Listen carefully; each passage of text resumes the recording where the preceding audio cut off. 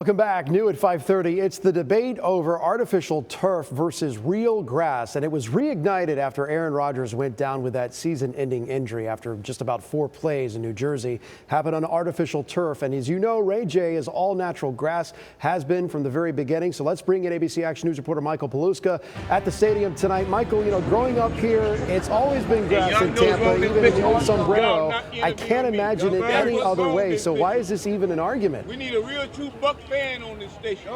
Well, you know, Aaron Rodgers really kicked it off with everything that was happening, but we wanted to see it for ourselves. You know, we want to see what the turf looks like, what regular grass looks like. That's why we were able to go to the University of Tampa, and we got a tour of some of the fields there. Do you start to get nervous for players when you see maybe brown patches or dirt like at the goalie box? When it gets really bad, yeah.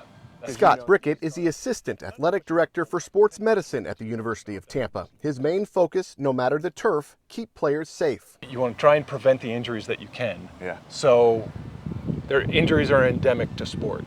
There is no stopping them. But I want to prevent the ones that I can prevent and not have a field be the issue that they get injured. Protection breaks down and time runs out. Down goes Rodgers and the sack for Leonard Floyd. It was only the 4th play for Aaron Rodgers' New York Jets debut, going down with a season-ending Achilles injury.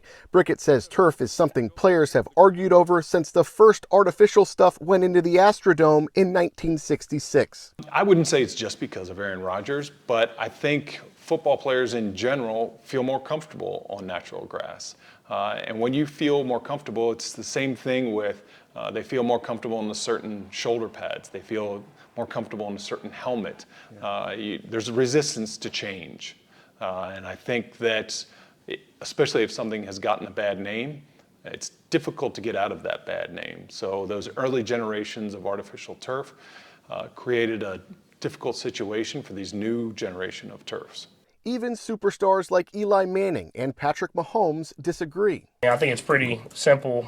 The numbers say that grass is healthier for the players, and so I want to play on the best surface that will keep me healthy. I think the turf, it gives you a reliable field all the time. You can dig down into it and you'll find that there's sand underneath here, and you can dig down into it just like you would anything else. So there's really nothing here to catch your foot, a root, or Correct. anything.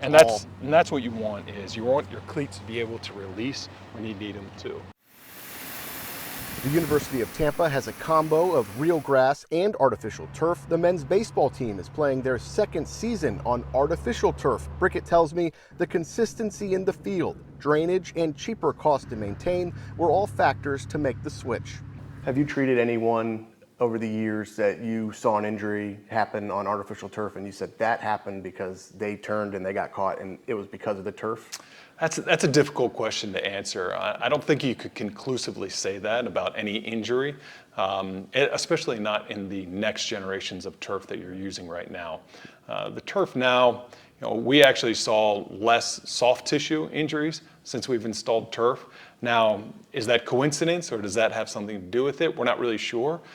We hope it's due to the turf, but that may just be coincidence. With that being said, there is some data that Brickett stresses is not conclusive at all about fake grass and injuries. What you'll find is there is a slight increase in foot and ankle injuries for artificial turf. And again, that's largely what we call heterogeneous data, meaning that not all things are equal. There's different footwear, there's different conditions of weather, and different sports. So a lot of things play a role into those injuries. And the NFL can do itself some justice by doing more and more research on this, and I think they are at this point.